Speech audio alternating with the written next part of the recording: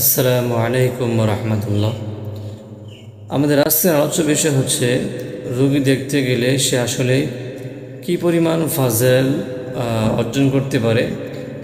রোগী দেখতে গেলে আসলে রহমতের সাগরে ডুব দেয় কিনা, চলুন দেখে আসি হাদিসের আলোকে। যদিও আমরা ইতিপূর্বে কয়েকটি পর্বেই রোগী দেখার ফাজল সম্পর্কে আলোচনা করতেছি। আমরা আজকে সে বিষয়ে আলোচনা আমরা চলুন দেখে আসি বিষয়ে কি বর্ণিত আছে। মুসনাদ আহমদ 14260 নম্বর হাদিস। আন জাবির ইবনে আব্দুল্লাহ রাদিয়াল্লাহু তাআলা আনহু قال قال رسول الله صلى الله عليه وسلم। হযরত জাবির ইবনে আব্দুল্লাহ রাদিয়াল্লাহু তাআলা আনহু থেকে বর্ণিত, তিনি বলেন রাসূলুল্লাহ সাল্লাল্লাহু আলাইহি ওয়াসাল্লাম ইরশাদ করেছেন, মান আদা মারিদান, যখন কোনো ব্যক্তি অসুস্থ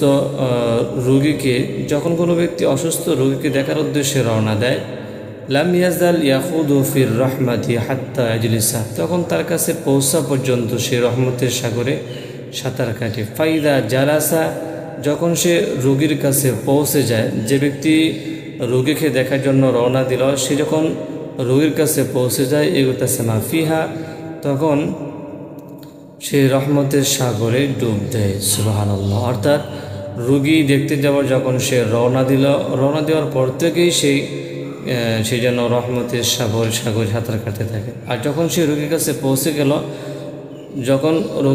পৌঁছে দেওয়ার পর সেই জন্য রহমতের সাগরে সরাসরি ডুব দিয়ে দিল। সুবহানাল্লাহি ওয়া বিহামদিহি সুবহানাল্লাহিল আযীম। আমরা যখনই কোনো অসুস্থ ব্যক্তিকে দেখতে যাব, শুধু হাদিস শরীফে আসছে, এরকম বর্ণিত আসছে, হাদিসের উপর আমল করার নিয়তে আমরা ইনশাল্লাহ রওনা দিব, রোগী দেখতে যাব, তাহলে অবশ্যই হাদিসে বর্ণিত পুরস্কারের যে ঘোষণা দেওয়া হয়েছে এই অনুযায়ী ইনশাল্লাহ অবশ্যই আমরা রহমত বরকত অর্জন করতে পারবো। আল্লাহ তাআলা আমাদের প্রত্যেকেই যখন কোনো মুসলমান বা অসুস্থ হয়েছে এরকম খবর শুনবো, আমরা অবশ্যই হাদিসগুলোর উপর আমল করার জন্য আমরা অবশ্যই রোগী দেখে আসবো ইনশাল্লাহ। আল্লাহ তাআলা আমাদের প্রত্যেকেই ওই সুন্নাহগুলি আমল করার জন্য তৌফিক দান করুন। আসসালামু আলাইকুম ওয়া রাহমাতুল্লাহ।